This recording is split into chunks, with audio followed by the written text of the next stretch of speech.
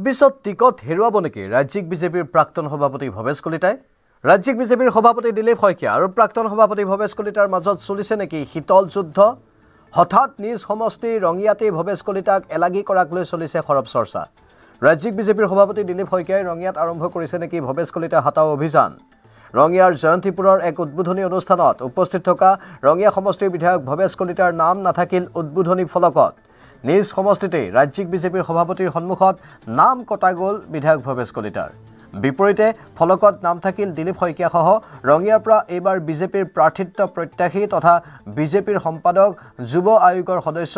ৰাতুল শৰ্মা কামৰূপ জিলা পৰিষদৰ সভাপতি নিপন ভূঞাৰ 26ৰ নিৰ্বাচনৰ পূৰ্বে বিজেপিৰ ভিতৰচৰাতেই ভৱেশ কলিতা এলাগী হোৱা বিষয়টোৱে এতিয়া স্বাভাৱিকতেই প্ৰশ্ন উত্থাপন কৰিছে এইবাৰ টিকট কটা যাব নেকি ভৱেশ কলিতাৰ পঞ্চায়তৰ সদস্য